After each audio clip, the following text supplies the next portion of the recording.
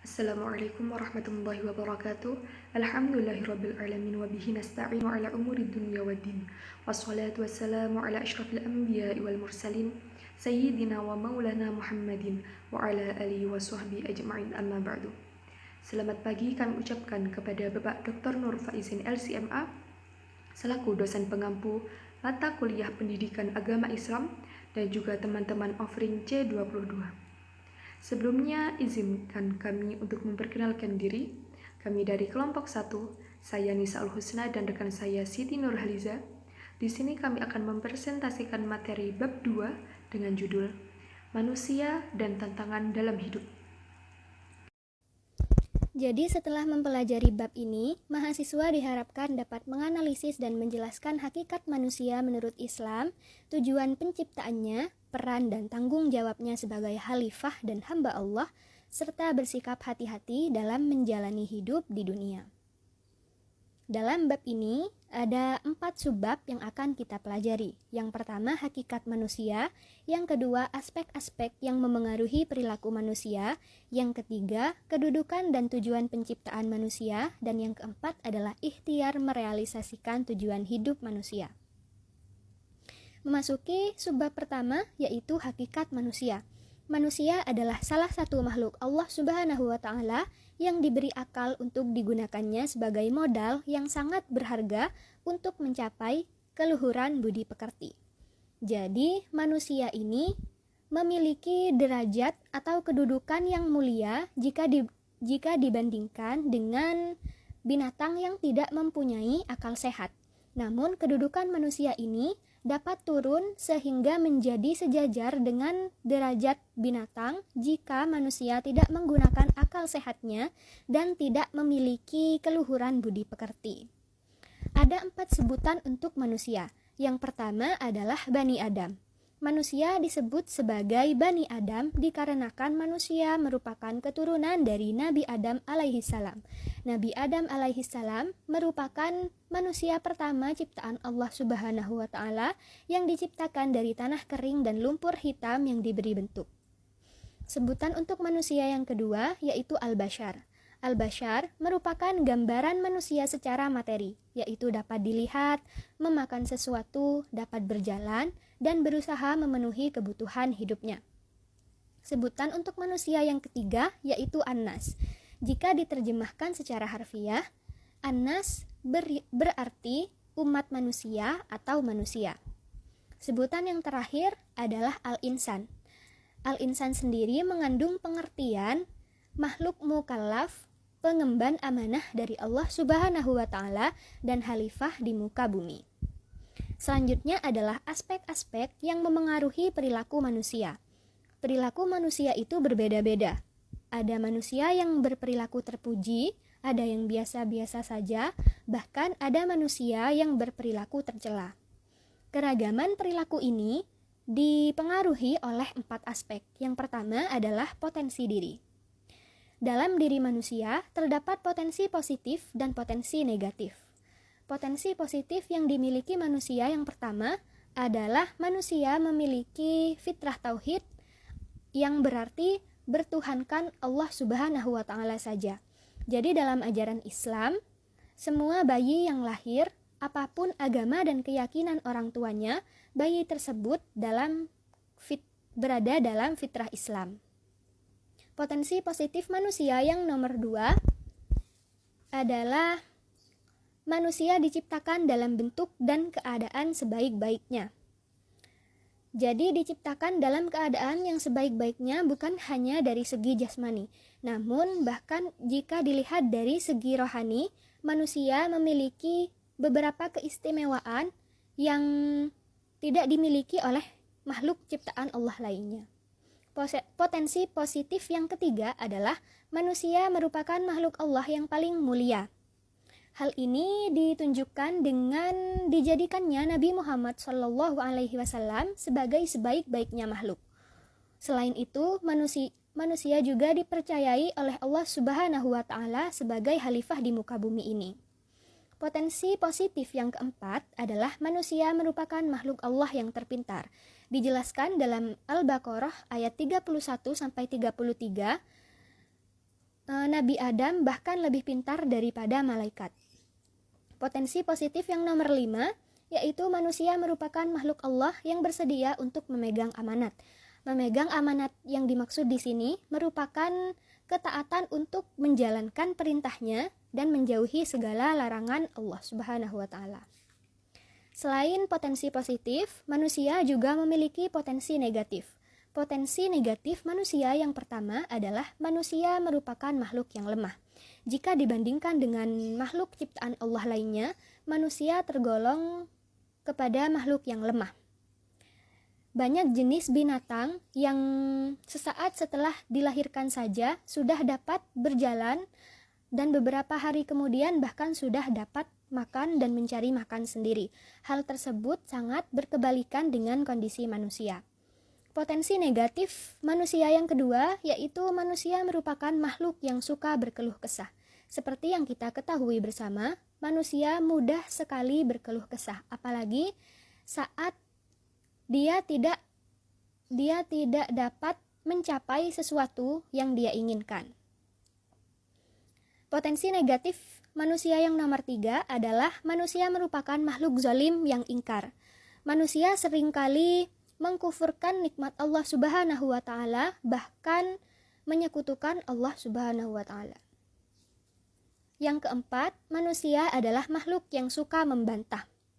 Dikatakan demikian karena manusia seringkali menentang kebenaran Allah Subhanahu wa Ta'ala dan menolak ajaran yang disampaikan oleh utusan-utusan Allah. Potensi negatif yang kelima, yaitu manusia merupakan makhluk yang suka melewati batas. Jadi manusia ini sering melampaui batas kewajaran bersikap dan bertutur kata. Aspek yang memengaruhi perilaku manusia yang nomor 2 adalah komponen diri. Jadi di dalam diri manusia terdapat 4 komponen diri yang memengaruhi perilaku manusia. Yang pertama adalah fitrah.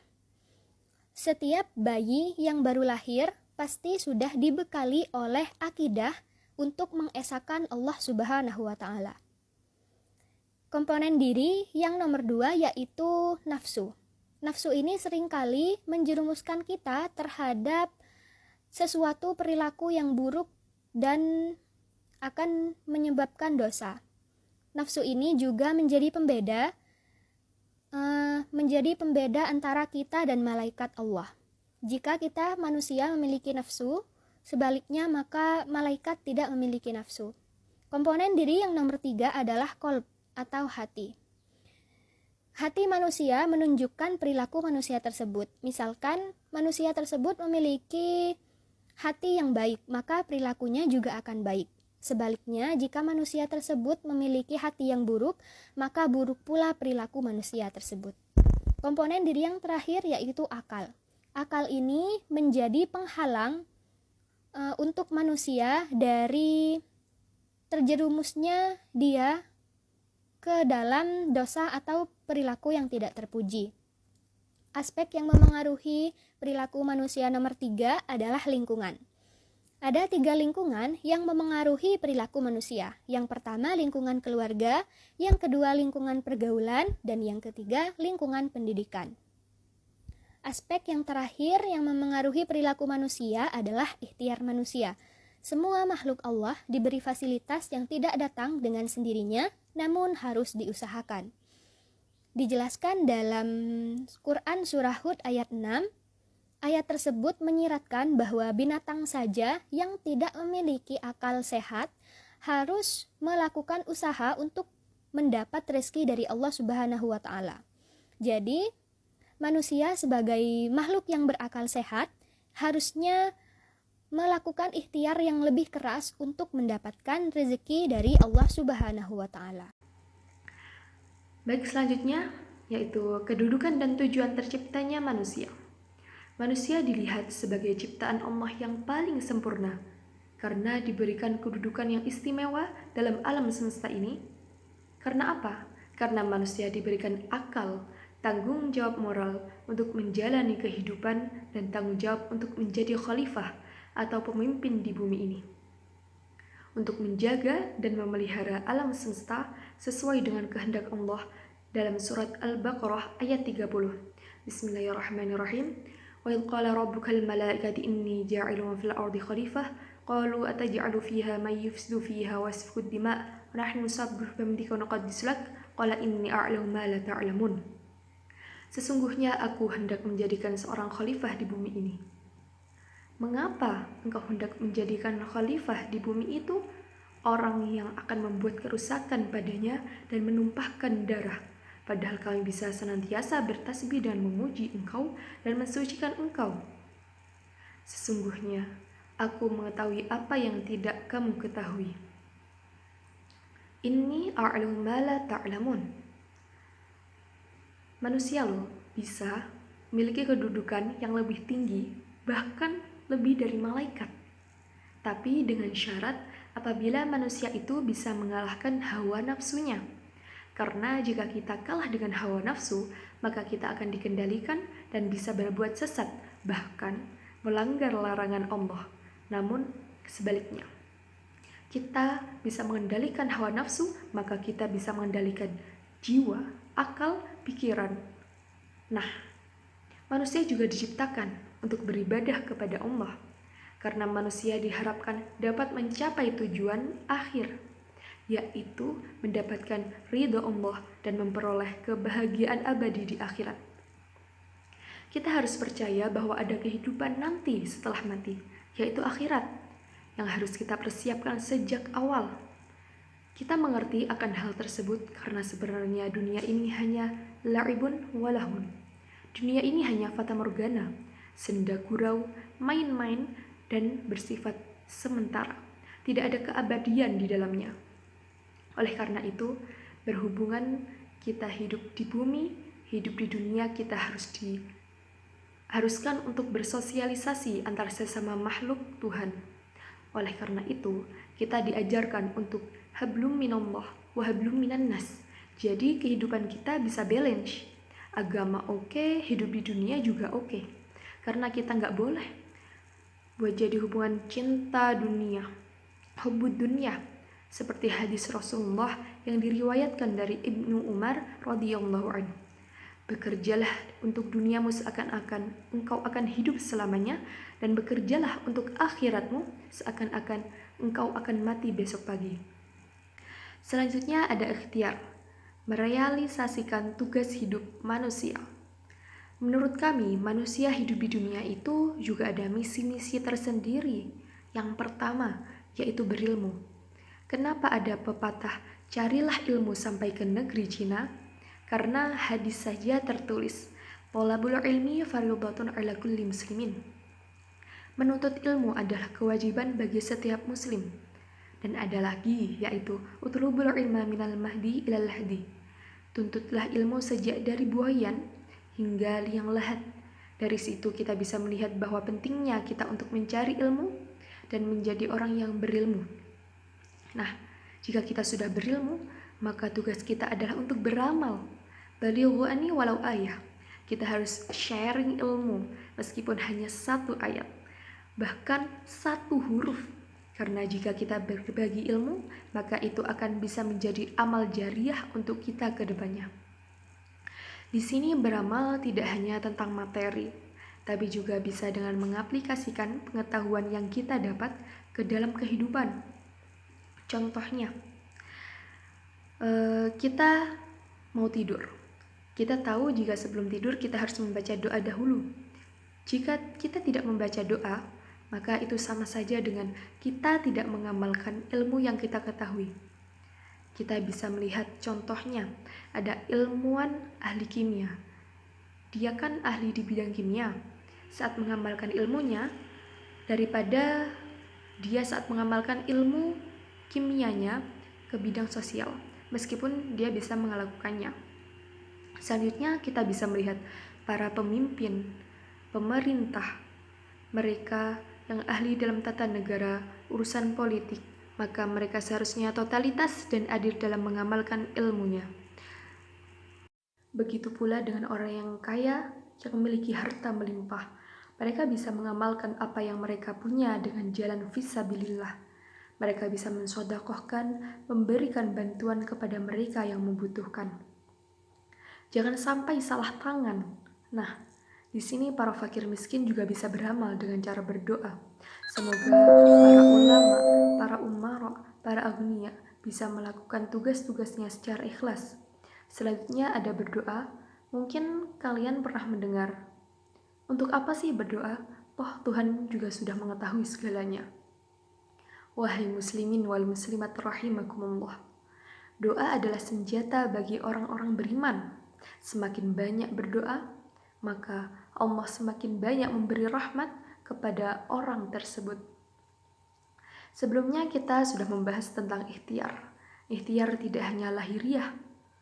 Contohnya, usaha jika kita ingin menambah ilmu, maka kita harus belajar. Jika kita ingin bernafas, maka kita harus menghirup udara.